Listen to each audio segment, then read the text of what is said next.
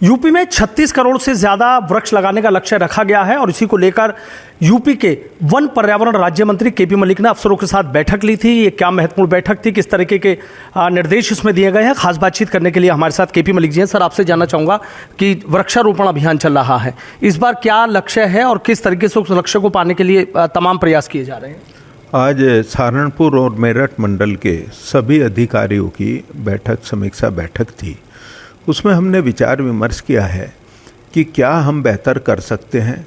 अपने जनप्रतिनिधियों के साथ साथ अपने पत्रकार बंधु और जितनी संस्थाएं अपने यहाँ राजनीतिक, धार्मिक, सामाजिक जितनी संस्थाएं हैं, सबका सहयोग लेकर हम ज़्यादा से ज़्यादा वृक्षारोपण करने का काम करें।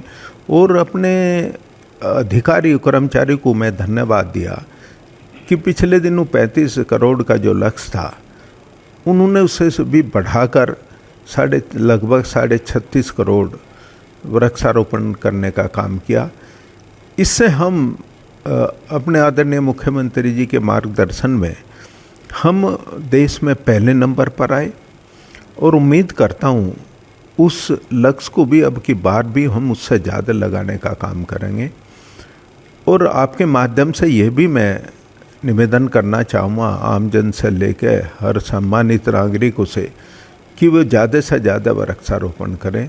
जैसा कि आदरणीय प्रधानमंत्री जी ने एक पेड़ माँ के नाम का आह्वान किया, हम उस लक्ष्य को भी पूरा करें और ये न मानते हुए कि हम वन विभाग की वजह से या मेरे निवेदन की वजह से वृक्षारोपण करें। इसकी बजाय ये मानते हुए करें कि हमारे आने वाले कल और भविष्य के लिए एक प्रकृति से जुड़ना ज़रूरी है। वो जितना हम वृक्षारोपण करेंगे, क्योंकि ये प्रकृति हमें कुछ न कुछ देने का काम करती हैं, लेने का नहीं करती। वो देती है हमें छाएं, फल फ्रूट, ऑक्सीजन, यानी अच्छा माहौल देने का काम करती है। आपको याद होगा एक कोरोना का दौर आया, उस दौर में लोग प्रकृति की तरफ भग रहे थे और जितने अपने वन क्षेत्र हैं, जंगल के क्षेत्र हैं, उनमें एक ऐसी कोई भी घटना नहीं हुई कि कोई व्यक्ति चल बसा हो।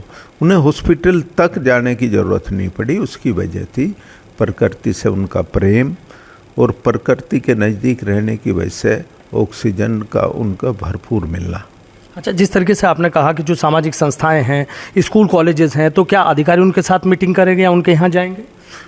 हमारे समस्त अधिकारीगण हर एक सम्मानित नागरिकों के पास जाएंगे, हर एक विद्यालय में जाएंगे, हर संस्था के पदाधिकारियों के पास जाएंगे और वे निवेदन करने का काम करेंगे कि ज़्यादा से ज़्यादा वृक्षारोपण करो। कहीं हमारे सहयोग की ज़रूरत होगी तो हम सहयोग करने का काम करेंगे।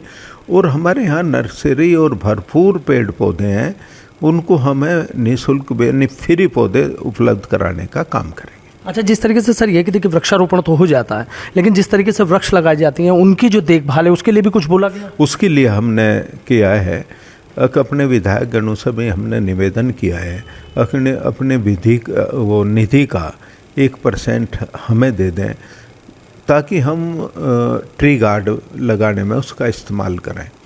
हमने जो अपने इंडस्ट्रियल एरिया है उनसे भी हमने निवेदन किया है, अन्य संस्थाओं से भी निवेदन किया है ट्री कार्ड दें। अब की बार वृक्षारोपण के साथ साथ विशेष ध्यान ये रखा गया अब हम उस जगह वृक्षारोपण करने का काम करेंगे जहाँ हमारे पेड़ सुरक्षित हो। जैसे कि पुलिस लाइन है, अपने किसी विद्यालय का परिसर है, किसी हॉस्पिटल का परिसर है, या रोड के किनारे जो हम लगाएंगे उनमें ट्री गार्ड के साथ लगाने का प्रयास करेंगे ताकि ज़्यादा से ज़्यादा हमारे पेड़ पौधे बड़े होकर आने वाले कल और उसको अच्छा माहौल दे सकें। लोगों से कुछ अपील करना चाहेंगे? अपील यही निवेदन करना चाहूँगा मैं आपके माध्यम से हर किसी से, आप ज़्यादा से ज़्यादा वृक्षारोपण करें ताकि आने वाले पीढ़ी को हम अच्छा माहौल दे सकें। और अच्छा माहौल इसलिए भी ज़रूरी है कि कोरोना जैसी बीमारी हम पर हावी ना हो, उसके लिए ज़रूरी है कि हम प्रकृति से जुड़ें। ठीक है, बहुत बहुत शुक्रिया। तो देखिए, वन पर्यावरण मंत्री केपी मलिक हैं हमारे साथ और किस तरीके से कह रहे हैं, लोगों से बाकायदा अपील भी की है और 36.5 करोड़ से ज़्यादा जो वृक्षारोपण हैं वो करना है और उस लक्ष्य को पूरा करने के लिए मेरठ और सहारनपुर मंडल के अधिकारियों के साथ आज मेरठ के सर्किट हाउस में महत्वपूर्ण बैठक की है। तमाम निर्देश दे दिए गए हैं और कह दिया गया है, चाहे निजी स्कूल कॉलेज हों, अन्य संस्थाएं हों, सामाजिक संस्थाएं हों, सबको साथ लेकर चलें और इस लक्ष्य को पूरा ही नहीं करें बल्कि जो वृक्षारोपण किया गया है उसकी देखभाल भी ज़रूरी है।